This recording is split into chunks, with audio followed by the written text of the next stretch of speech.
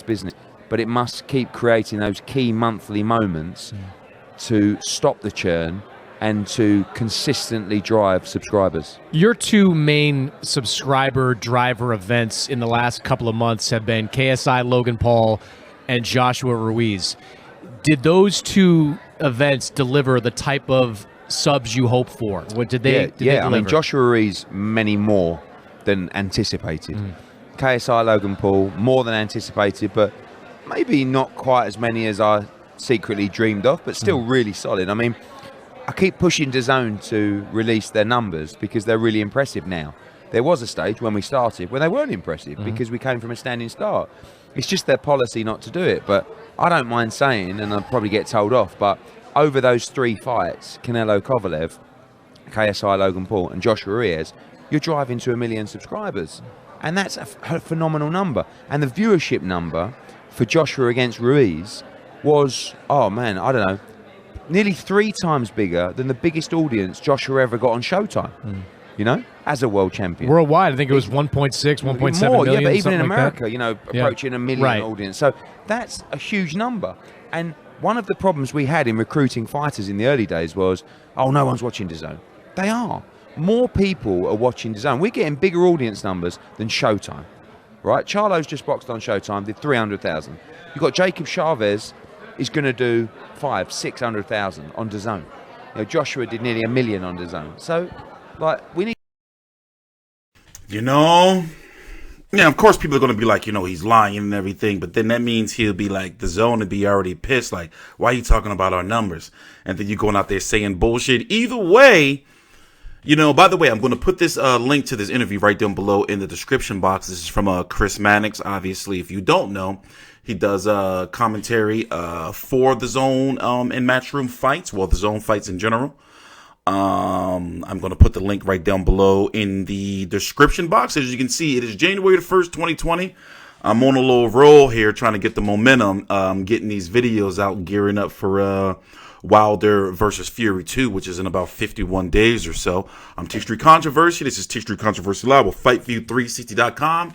The point of this video is basically you're hearing Eddie Hearn say out his mouth that he's going to try to talk to the Zone to get them to raise the subscription to $50 a month. Now he's tripping. Obviously, he's lost his mind. Maybe he is tired. Maybe he needs to take some time off because over here in the States, ain't nobody. You think I want to see $50 come out of my month? It's a streaming service. Disney, Netflix, Hulu, all together is not $50 a month. He's tripping. There's not enough content on there. So we're going to let you hear it. Listen, I was pissed. Like, you know, I heard people say, yo, TstreeT, you know, in the inbox. So did you hear the interview from Eddie Hearn? I'm like, nah, send me a link. They send me this shit. I'm like, he really said that shit? By the way, it's 6 days old, you know, so this one must have slipped through the cracks because a lot of people are not talking about it. At least I don't know. I've been behind. But listen to this shit, man. I'm going to put the link to the full interview right down below in the description box.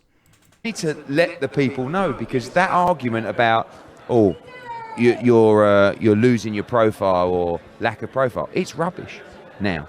So it's another tick on the box, and we're just getting a better understanding of, 1, the US market, 2, getting our foot in the door a lot more with fighters, but 3, understanding the subscription business. But when you've got a product you believe in, and I so believe in the DAZN product in terms of the value for a fight fan, for particularly that annual pass. I'm actually going to say to DAZN, I think you should bump the monthly fee up, right? We've got to drive people to the annual pass. It's $19.99 a month. Make it $50 a month. We don't want you to come and go. We want you to stay, be part of this community, learn more about boxing, digest the content, learn about the fighters, and grow with us. So I hear what he's saying, but I don't agree. He wants you to pay them $100 a year and not be fucking saying, I'm going to pay this $19.99 and then next month I'm not going to pay. You know, but for the month of January, you mean to tell me, when is that shit? January the 30th? You mean to tell me for the month of January, you're going to be paying $50 for what? Where is it at? How do we get how do you get Android fight? Mike, you're going to pay $50 a month for that? Just for 1 month, right? and then some darts or some snooker or some shit, and some highlights. Like January the 30th. And Munguia versus Spike O'Sullivan. This Lost Boy motherfucker. I can't stand him. Like they want, like, nah, that's not gonna work. Now I like the Zone. By the way, if you didn't know, the Zone is now on Xfinity. So that's an extra 20 million households. Now people say that, the Zone is available now. So it's not just, you don't have to watch it on just if you have Comcast Xfinity, you don't have to just watch it on your tablet, your phone. Just like if you get apps on your smart TV, or if you have Comcast cable, you can just say fucking I don't have my remote, on your X5 remote or whatever it's called, the Zone, and it pops right up. It's an extra $20 a month on your cable bill, or the extra $100 a month on your cable bill. So you can't say that you don't have access to it no more. Well, I don't want to watch this shit on my phone. Now, I don't know about the dish. I don't know if it's on the dish. I got to do some research on that. I don't know if it's on DirecTV. We're talking here in the States. UK, you don't count. I don't know if it's on Fios. I don't know all that shit. But I know when it comes to Xfinity Comcast, they're on there because I got Xfinity Comcast. You dig me?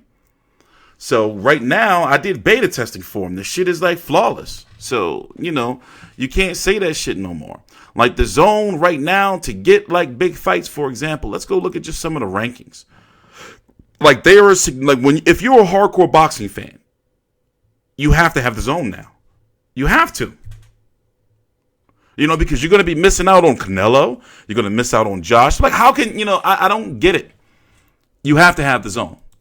Now, their biggest issue as a company is that they need more than just boxing.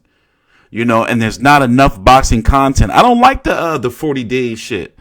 It's like, I don't know how to describe it. It's not like, they don't tell us nothing. They get these casual DJ Khaled and shit trying to fucking, I don't mean nothing to us.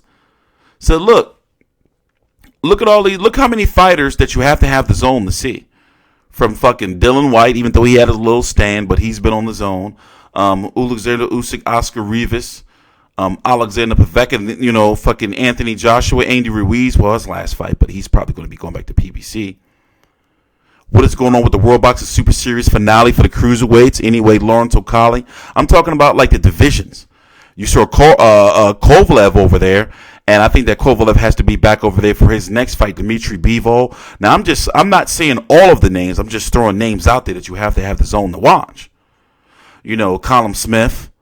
Saul Canelo Alvarez, of course, Billy Joe Saunders, David Lemieux. If you fancy that shit, even though his last fight wasn't on there, but still, Golovkin, obviously, Demetrius Andrade, obviously, Danny Jacobs. Well, surprisingly, they have nothing at 147. Well, Virgil Ortiz. Jesse Vargas and Mikey Garcia now, depending on what Mikey Garcia is going to settle at 140 or 147. But his fight against Jesse Vargas is at 147.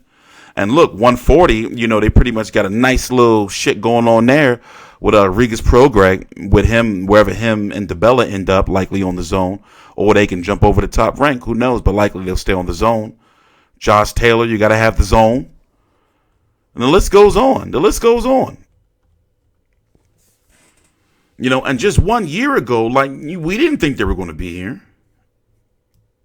But that whole shit of, paying motherfucking, nah. And those are impressive numbers when you think about where Showtime is as a brand. But also, DVR and shit, I don't know. Showtime numbers been looking fucked up lately, for real. It has been no real consistency with them, But I'm tired. I might try to pop out one more video before tomorrow. I got another 5, maybe 6 videos coming up. Shout out to the Zone, though, man. We're going to take one jump cut, skim through the rest of this. He was talking about Mikey Garcia, how also his deal with Mikey Garcia is not just a one-fight deal. It is a one-fight, it is a fight-by-fight deal. But basically, Mikey Garcia's fight, whatever fight, they have a right to match the offer. Basically, is what he was saying. As you look ahead into 2020, the Mikey Garcia stuff, and we talked a few weeks back, you said you believe Mikey Garcia will be part of Matchroom DAZN in 2020. He has taken you out of the friend zone and started a relationship with you now. The first one, as you mentioned, is February 29th. But are you looking at this as the beginning of a long-term relationship with Mikey Garcia? For sure. I mean, I don't enter any relationship with a view to do a one fight unless you're an opponent, and he's not an opponent. He's always done a fight-by-fight deal with a PBC. So I was happy to do that, but the difference with this deal is we have the security of knowing we have the ability to match any offer that comes in. So if we really want to keep him, we will keep him. The difference is when I first pitched DAZN to Mikey Garcia, not only did he think I was mad, this was a year and a half